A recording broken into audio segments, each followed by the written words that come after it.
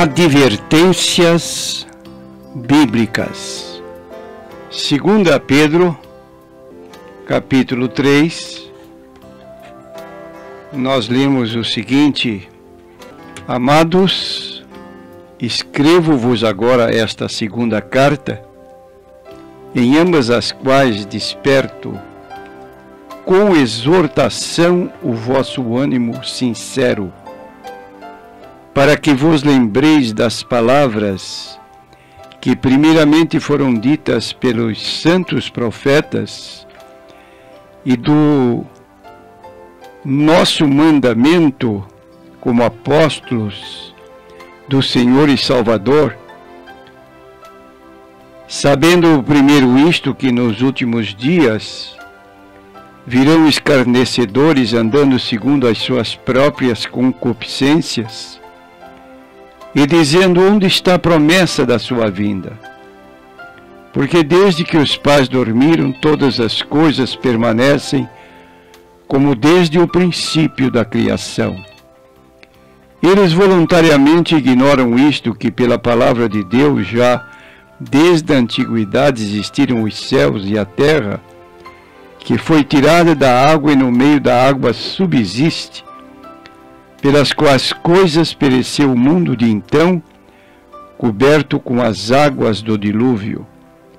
Mas os céus e a terra que agora existem, pela mesma palavra se reservam como tesouro e se guardam para o fogo, até o dia do juízo e da perdição dos homens ímpios. Tenho lido na segunda carta de Pedro, no capítulo 3, dos versículos 1 a 7. No texto bíblico que acabamos de ler,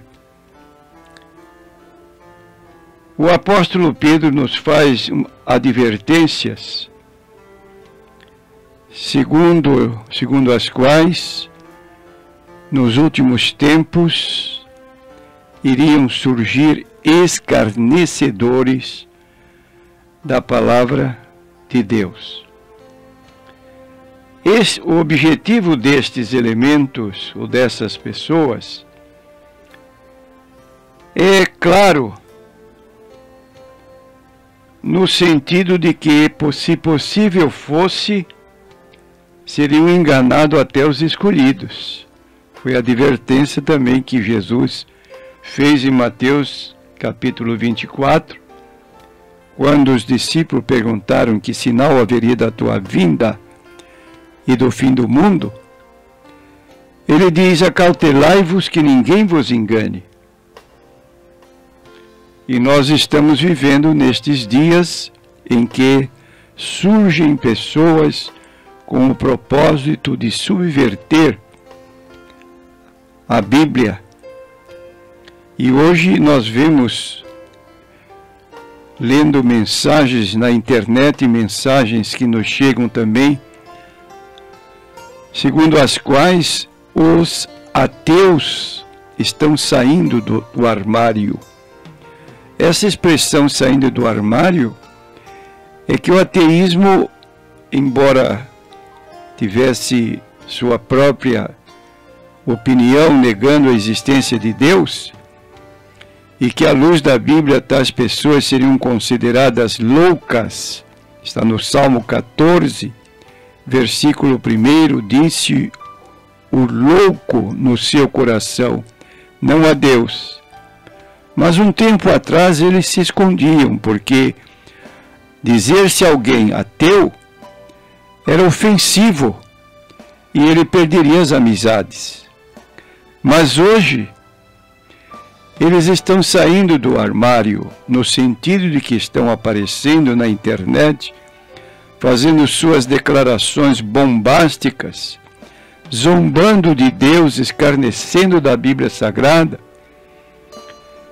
E aí estão levando pessoas a admitir a mesma ideia que eles tinham, no sentido de zombar daqueles que creem na existência de Deus como Criador de todas as coisas.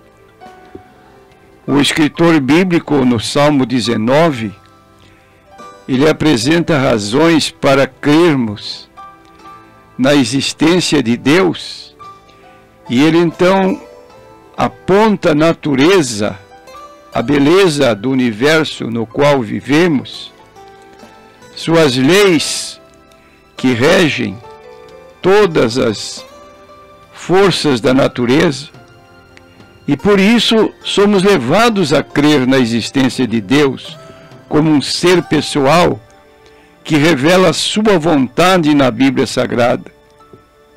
Os céus manifestam a glória de Deus e o firmamento anuncia as obras de suas mãos. Um dia faz declaração ao outro dia, e uma noite mostra sabedoria à outra noite. Não há linguagem nem fala onde não se ouça a sua voz. Um pouquinho mais para frente, no Salmo 24, o escritor bíblico também expõe a sua fé na existência de Deus e não indaga, mas afirma: do Senhor é a terra e a sua plenitude, o mundo e aqueles que nele habitam, porque ele afundou sobre os mares e afirmou sobre os rios. Salmos 24, versículos 1 e 2.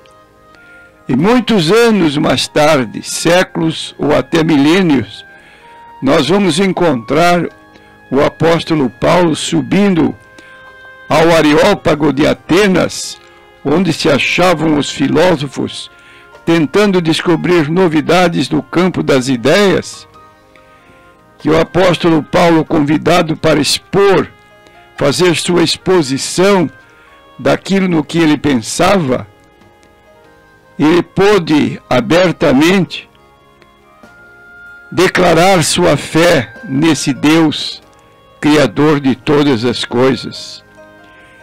E ele então diz no seu discurso: homens atenienses, em tudo vos vejo um tanto supersticiosos, porque passando eu e vendo os vossos santuários, achei também um altar em que estava escrito: ao Deus desconhecido. Esse, pois, que vós honrais, não o conhecendo, é o que vos anuncio. O Deus que fez o mundo e tudo que nele há, sendo Senhor do céu e da terra, não habita em templos feitos por mãos de homens, nem tampouco é servido por mãos de homens, como que necessitando de alguma coisa, pois ele mesmo é quem dá a todos a vida e a respiração e todas as coisas. Aqui está exposta a nossa dependência de Deus. Ele a todos dá a vida e a respiração. Se nossa respiração fosse parada por alguns segundos ou um minuto, pouco mais, acabaria o orgulho do homem. E de um só fez toda a geração dos homens, para habitar sobre toda a face da terra, determinando os tempos já dantes ordenados e os limites da sua habitação, para que buscassem ao Senhor, se porventura tateando pudessem encontrar, ainda que não está longe de cada um de nós, porque nele vivemos e nos movemos e existimos, como também alguns dos vossos poetas disseram, pois somos também sua geração. Aqui está o discurso parcial de Paulo no Areópago de Atenas, partindo do princípio que Deus é o Criador de todas as coisas. E o apóstolo Pedro faz menção de pessoas que hoje se tornariam escarnecedores daqueles que sustentam a existência de Deus e que creem que Ele é o Criador de todas as coisas. Então, há uma advertência na Bíblia Sagrada sobre o surgimento de falsos mestres dos mais diversos tipos, escarnecedores, os que se desviam da Bíblia e começam por escarnecer de seus ensinos, suas promessas e profecias.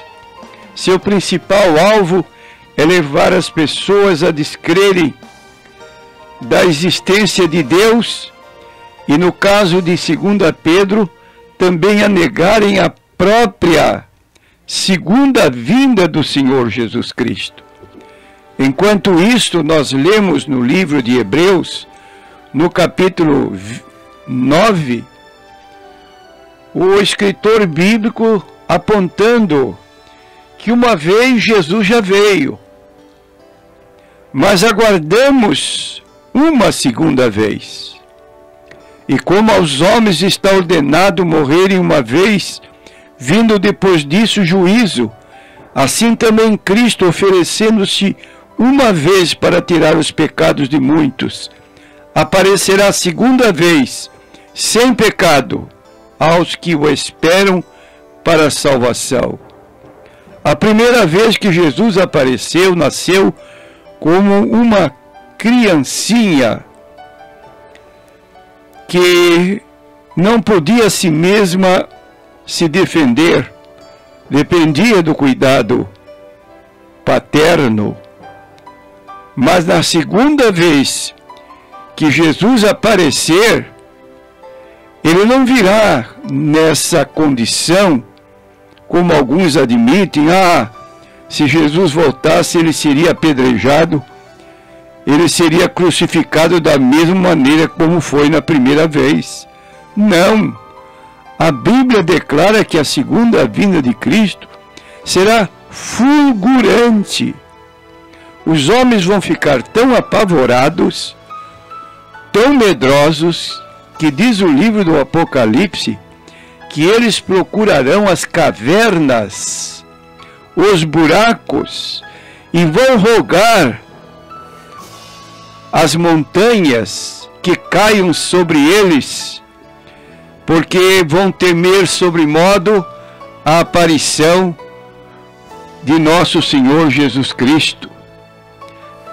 Caí sobre nós e escondei-nos do rosto daquele que está sentado sobre o trono e da ira do Cordeiro, porque é vindo o grande dia da sua ira, e quem poderá subsistir?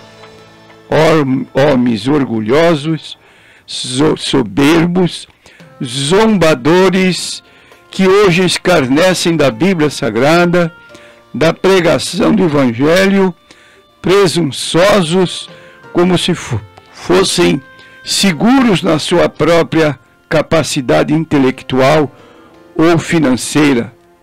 E diz o texto: o céu retirou-se como um livro que se enrola, todos os montes e ilhas foram removidos dos seus lugares, e os reis da terra, e os grandes, e os ricos, e os tribunos, e os poderosos, e todo servo, e todo livre, esconderam-se nas cavernas e nas rochas das montanhas. Prezado ouvinte, não seja um desses a quem o apóstolo Pedro se refere na sua segunda carta, quando apresenta: escrevo-vos agora esta segunda carta, em ambas as quais desperto com exortação o vosso ânimo sincero, para que vos lembreis das palavras que primeiramente foram ditas pelos santos profetas e do nosso mandamento como apóstolos do Senhor e Salvador, Sabendo isto, que nos últimos dias virão escarnecedores, andando segundo as suas próprias cobiças e dizendo onde está a promessa da sua vinda. E não é o que nós ouvimos hoje? Cristo volta para quem morre, mas não que ele virá uma segunda vez. E se vier, ele vai ser rejeitado como foi da primeira vez. Não, prezado ouvinte, ele não virá daquele modo quando veio aqui este mundo para dar a sua vida em resgate da humanidade. Ele virá agora para aqueles que o receberam como Salvador, para que tenham então a participação na sua glória, no que concerne a um corpo glorificado e na sua subida ao céu para estar para sempre com o Senhor Jesus Cristo. Mas aqueles que hoje o rejeitam, escarnecem, vão sofrer o castigo reservado para tais pessoas. Castigo eterno, quando se dirá: apartai-vos de mim, para o fogo eterno, preparado para o diabo e seus anjos. Aceite a palavra nesta manhã, não tome esta atitude de pessoa escarnecedora, de pessoa que se afasta de Deus e ainda tem a petulância, às vezes, de zombar de Deus. Seja humilde e aceite a palavra de Deus em seu coração.